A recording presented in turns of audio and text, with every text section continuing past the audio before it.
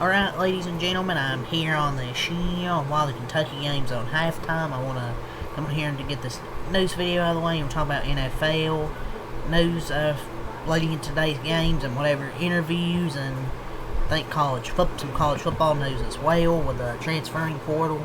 I'm not going to wait all day. I just want to get the video out of the way now. So let's get the start immediately here with Adam Schefter.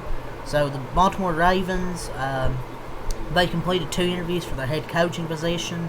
They completed an interview with Chris Shula, the Rams defense coordinator, and then the Rams pass game coordinator Nathan Shalacy for their head coaching position. So they got 2 interviews done right there. So Seahawks quarterback Sam Darnold hasn't thrown a football since he hurt his leg on Thursday. The Seahawks believe, but don't know, that he'll be okay to start tonight's game versus the 49ers. Backup quarterback Drew Lock took the reps the last 2 days and is ready if needed. Dude, imagine Drew Lock with the Seahawks season on the line, man.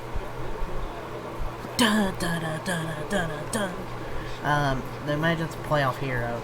That'd be a terrible way for a fantastic season then if they couldn't freaking have Sam Darnold.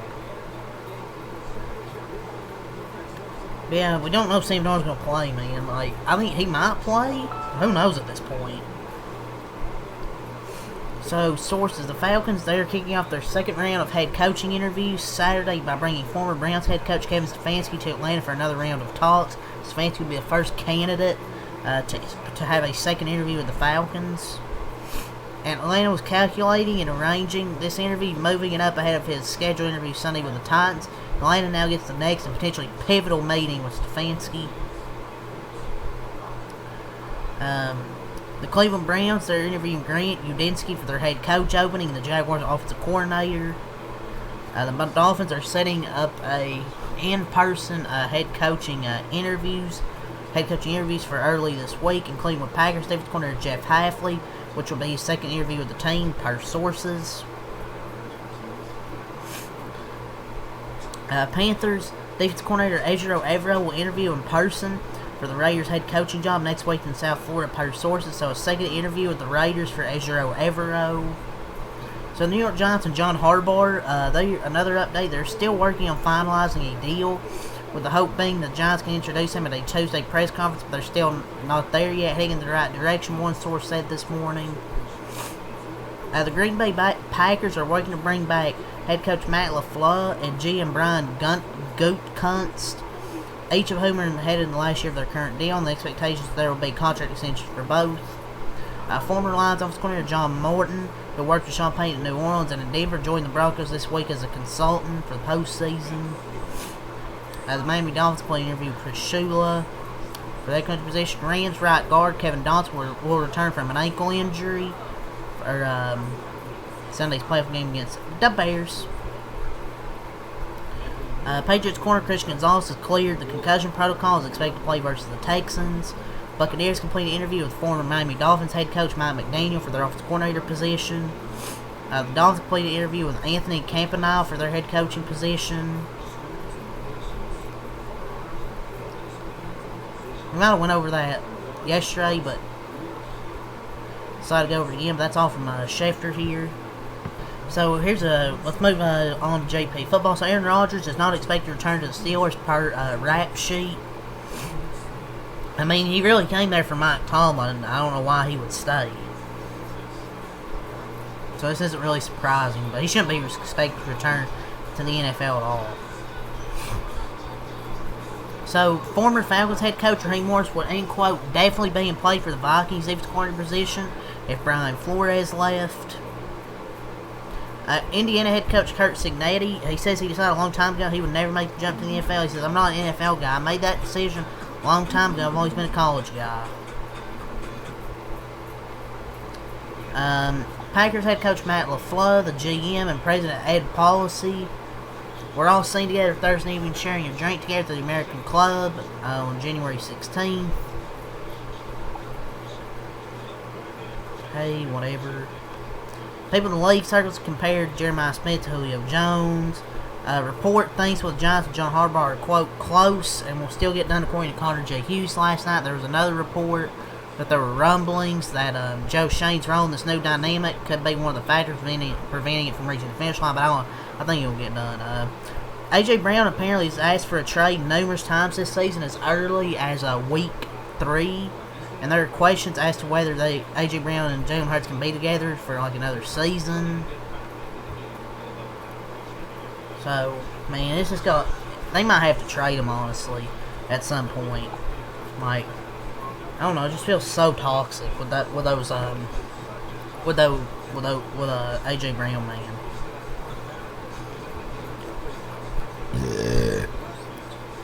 Former Dolphins coach Mike McDaniel scheduled an interview with the Raiders on Monday in Miami for their head coaching job. The Chargers will join the long list of teams set to interview Mike McDaniel for their vacant offensive coordinator job, which will happen likely early next week. And I believe that is all the NFL news we have here, ladies and gentlemen. So let's move on. So college football news, let's move on. So Tulane true freshman transferring back Javen Barnes committed to Tennessee. 128 carries for 516 yards and 5 touchdowns this season. He'll have 3 years of eligibility left. Louisville transfer lineman Jordan Church is committed to Texas Tech. He'll have 2 years of eligibility left. Ole Miss starting receiver Caden Lee is entering the transferring portal. 106 receptions for 1,623 yards and 7 TDs for his time with the Rebels. Michigan transferred these back. Tavis Metcalf is committed to Tennessee, 3 years of eligibility. Michigan State transfer backer Asa Moe is committed to Michigan. He'll have 1 year of eligibility left. Older brother of Salisa Moe committed to Michigan last night.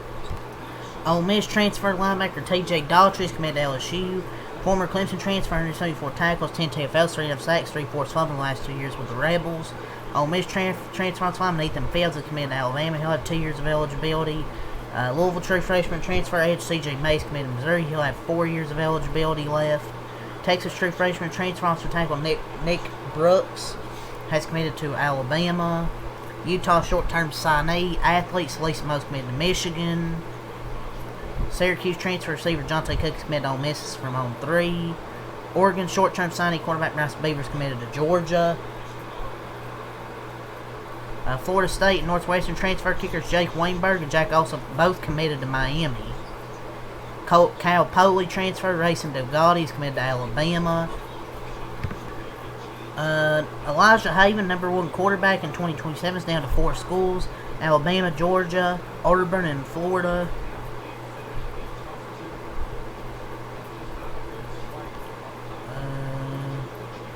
I think that's it from Hayes Fawcett here. So let's see what we have from on 3. Tennessee linebacker Arian Carter plans to withdraw from the NFL draft and enter the transferring portal. Trinidad Chambliss, Ole Miss quarterback, seen the NCAA and Mississippi State Court for a 6th year of eligibility. Just give it up, man. Go to the NFL. That's a few things there from on 3. There isn't a ton.